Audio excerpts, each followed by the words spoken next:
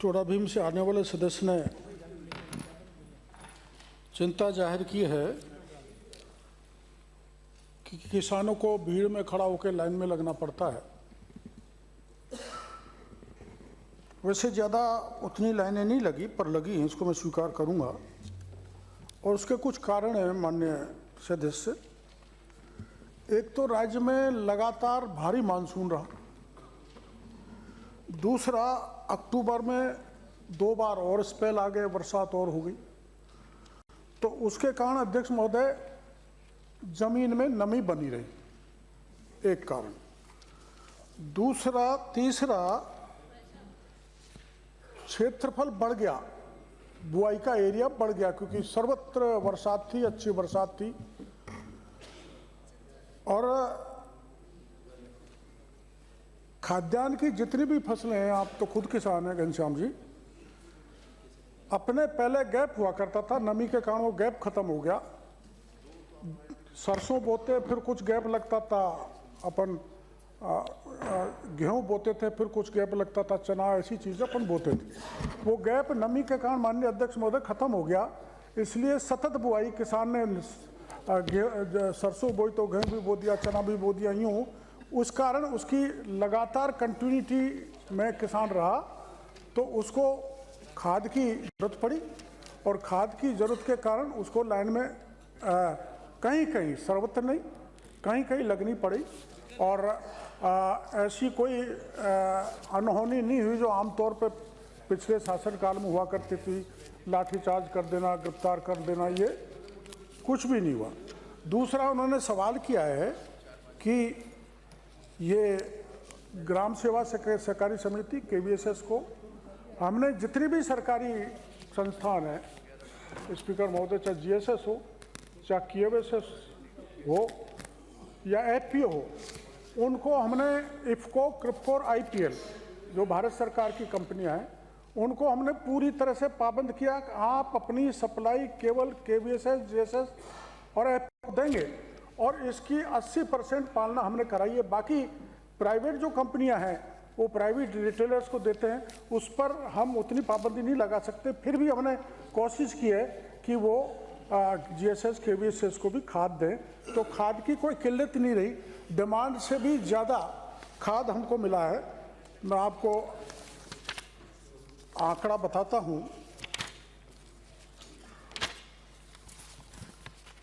24-25 का बताओ, 25-26 का नहीं बता दो आप। 24-25 में माननीय सदस्य यूरिया 26.20 मैट्रिक टन की जगह हमारी इतनी डिमांड थी, हमको मिला 29.29 मैट्रिक टन, यानी 3.0 मैट्रिक टन अधिक मिला।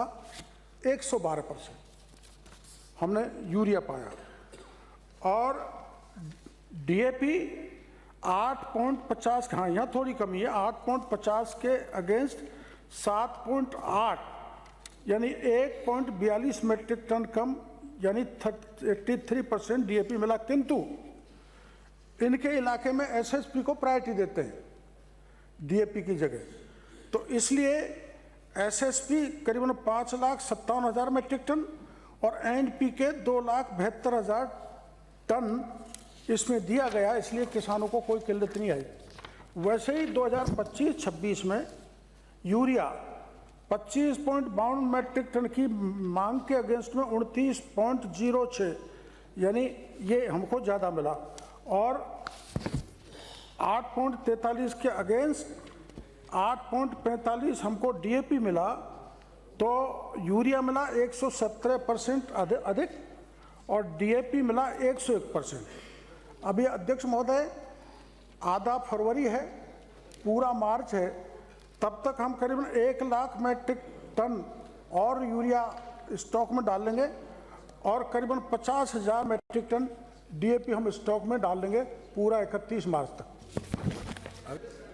क्वालिटी कंट्रोल हमारे अधिकारियों द्वारा कार्रवाई की गई, और जहां वितरण होता था हमने अधिकारी कर्मचारी को तैनात किया ताकि निगरानी बराबर रहे। फिर भी मैं उसको राजनीतिक नहीं बनाना चाहता।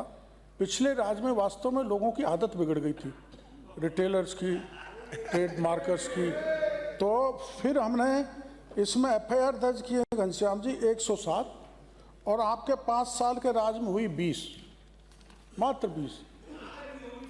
हाँ हाँ, आगे की मैं बता रहा हूँ ना। हमने निरीक्षण किया 11,938 का, कारण बताओ नोटिस दिया 765 का, लाइसेंस सस्पेंड किया 169 का, लाइसेंस कैंसिल किया 46 का, और 28 केसों में पुलिस ने गिरफ्तारी की। कोर्ट में चालान हो गया 16 केसों में, कोर्ट में करीबन 21 केसों में लोग अग्रिम जमानत ले गए। अब तक सील्ड उर्वरक फैक्ट्रियाँ 27 के ताले ठुके हुए। और तुलनात्मक आपकी सरकार का हमारा बता दूं, बता दो। आपने ये कह रहे पर्याप्त है। बीज में तो एक भी एफआईआर दर्ज नहीं, हमने 5 कर डाली। उर्वरक में 20 करी, हमने 110 कर डाली।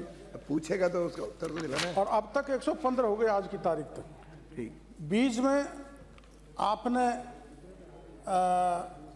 लाइसेंस किसी का निरस्त नहीं किया, हमने 8 का कर दिया। फर्टिलाइजर में आपने 8 का किया, हमने 31 का कर दिया, 4 गुना। कीटनाशी में आपने कुछ नहीं किया, हम 7 इस्तगा सब पेश करवाई। और आहरित नमूने आपके उसमें थे 5,213 और हमारे अब हो गए 11,771। अमानक नमूनों की संख्या आपके थी 191, हमारे पास है 197। अमानक प्रतिशत 3.6% और हमारा ये उर्वरक के नमूने। आज कृषि की डिमांड है, मैं उन्हें बताऊंगा। लेकिन राजस्थान में जो कार्रवाई फर्टिलाइजर पेस्टिसाइड सीड के लेके हुई, तो केंद्र ने यह निर्णय ले लिया है कि सीड में और फर्टिलाइजर पेस्टिसाइड में सख्त कानून लाया जाएगा, जिससे 10 से 20 साल की जगह 20 लाख की पेनल्टी होगी।